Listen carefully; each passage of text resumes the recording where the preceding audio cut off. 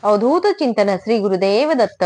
तुम्हा सगळ्यांचं आपल्या चॅनलमध्ये स्वागत करते. तुमचा दिवस हा आनंदी जावो, शुभ जावो आणि स्वामीमय जावो अशी स्वामींचरणी प्रार्थना करते.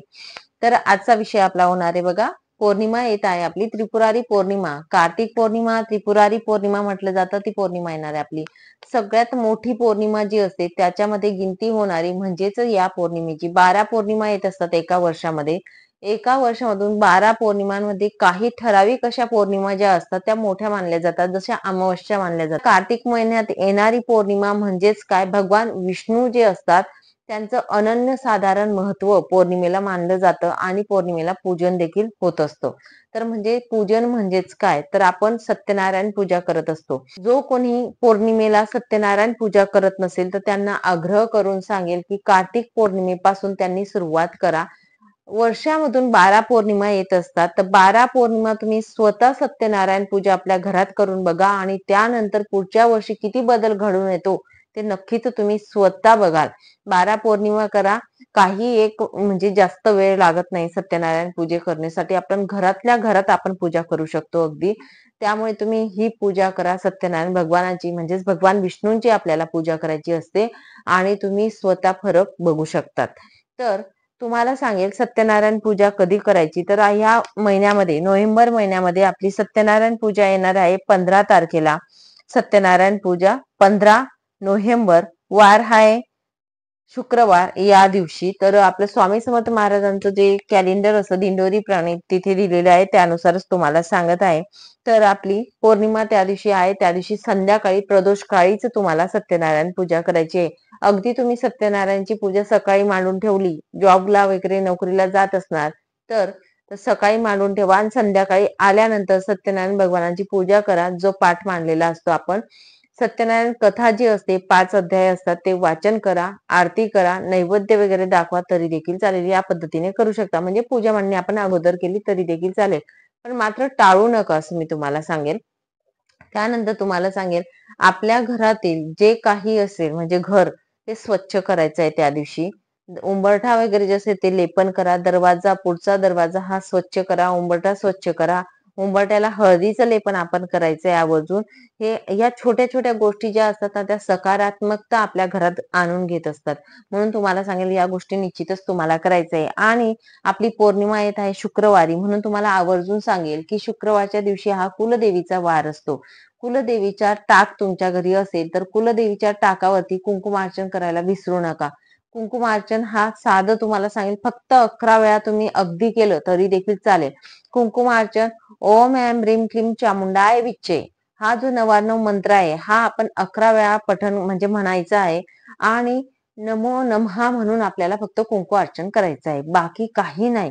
कुलदेवीच्या टाकावरती कुंकू अर्चन करायला विसरू नका. तसंच तुम्हाला सांगेल श्रीयंत्र, श्रीयंत्राच्या वरती कुंकुमार्चन तुम्हाला करायचंय. श्रीयंत्र म्हणजे भगवान विष्णू माता लक्ष्मीचं आसन असतं. ज्यांना कुणाला आर्थिक प्रॉब्लेम असतील, आर्थिक तंगी आहे, आपण आता लक्ष्मीपूजन केलं, लक्ष्मीपूजनला आपण सगळ्या काही सेवा केलेल्या आहेत, मात्र त्या दिवशी आपण सेवा केल्या आणि सोडून दिलं असं करायचं नाही.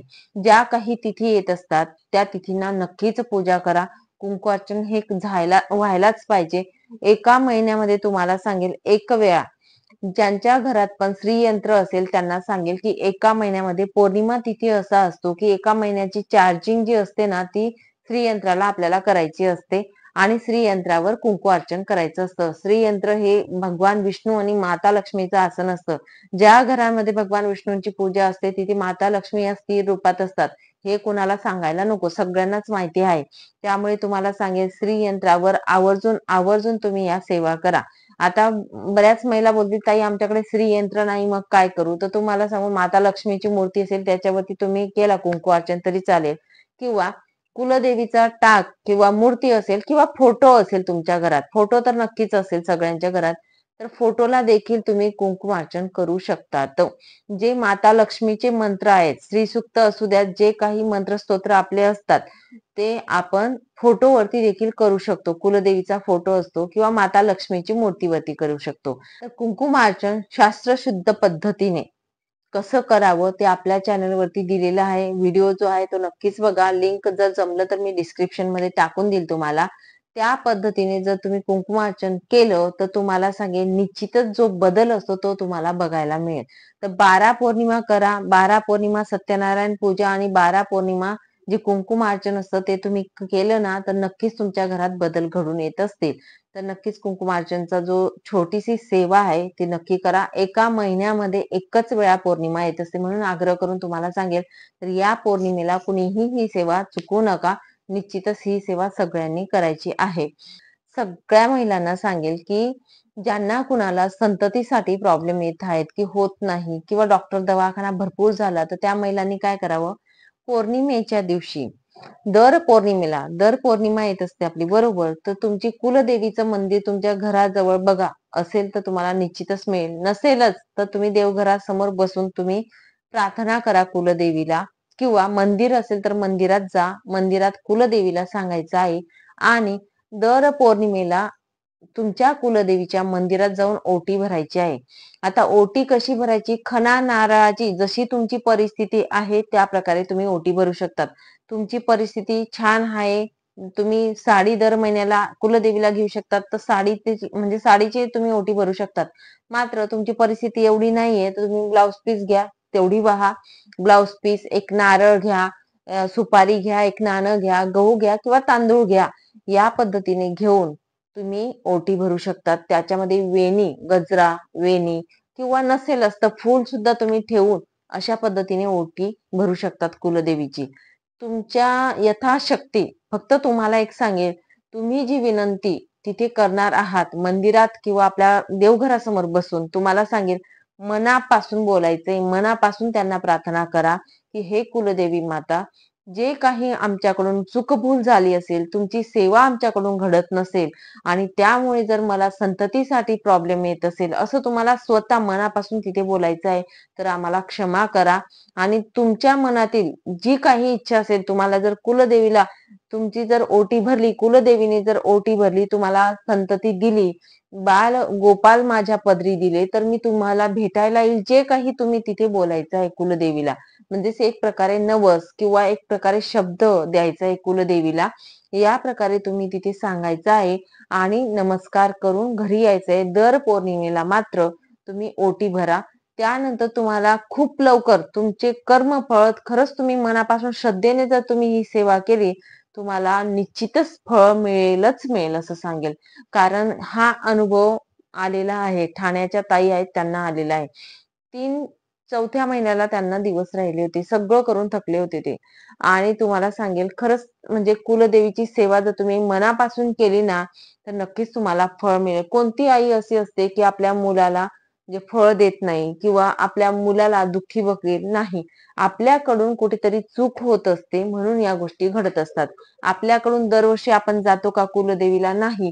2 वर्ष कधी-कधी होऊन जातात, 3 वर्ष होऊन जातात. तर कधी जात नाही. कधी आपण कार घेऊन कधी आईची ओटी भरत नाही. या गोष्टी घडत असतात. सुत्तक येऊन जातं. नवरात्र असते तेव्हा सेवा घडत नाही. सुत्तक येतात, विधी येतात. या प्रकारे बरेच अडथळे येतात आणि आपली सेवा राहून गेलेली असते. म्हणून तुम्हाला सांगेल, जर हा तुम्हाला अडचण येत असेल, संततीसाठी जर हा प्रॉब्लेम असेल, तर निश्चित तुम्ही ही छोटीशी सेवा आहे अगदी. तुम्ही ब्लाउज पीस घ्या, नका घ्या, नारळ घ्या आणि तुम्ही साधी नुसती ओटी भरा. फक्त जाऊन तिथे प्रार्थना करायची आहे आणि दर पौर्णिमेला तुम्हाला ओटी भरून यायची आहे बस. ही छोटीशी सेवा आहे अगदी. ज्यांना संतती होत नाही त्यांनी ही जी सेवा ही चालू करा असं सांगेल महिलांनो. आणि जाऊन मात्र तुम्ही जो शब्द कुलदेवीला देणार आहे, पहिल्या पौर्णिमेला म्हणजे कार्तिक पौर्णिमा आहे, खूप मोठी पौर्णिमा आहे. या पौर्णिमेला तुम्ही जा, तिथे कुलदेवीला सांगून या आणि जो शब्द तुम्ही देणार आहे, जसं जे मी उदाहरण सांगितलं ताईंचं आता त्यांना दिवस राहिले होते. त्या ताईंनी चांदीचा पाळणा कबूल केलेला होता, की ताई आई मी तुम्हाला जेव्हा पण येईल तुमच्या भेटीला चांदीचा पाळणा ओटीमध्ये टाकणार आहे. तर ते चांदीचा पाळणा जो असतो मात्र चांदीचाच चढवला होता त्यांनी. असं कबूल केलेलं होतं आणि त्यानंतर त्यांनी सेवा चालू केली. सेवा चालू केल्यानंतर म्हणजे बाळ गोपाळ तुमच्या ओटीत आईने दिलं त्यानंतर तुम्ही जाऊन मात्र तो शब्द दिलेला जो असतो कुलदेवीला तो मात्र पूर्ण करायचा आहे. हे लक्षात ठेवा. तर या प्रकारे तुम्ही कुठलाही नवस किंवा शब्द तुम्ही कुलदेवीला द्या आणि त्यानंतर ही सेवा चालू करा. पौर्णिमेची ओटी भरायची.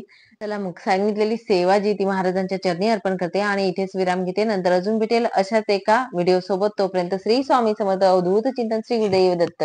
माहिती आवडली असेल तर नक्कीच लाईक करा, शेअर करा आणि सबस्क्राईब करा, जेणेकरून येणारा प्रत्येक व्हिडिओ हा तुमच्यापर्यंत येईल. म्हणून सबस्क्राईब करायला विसरू नका. श्री स्वामी समर्थ.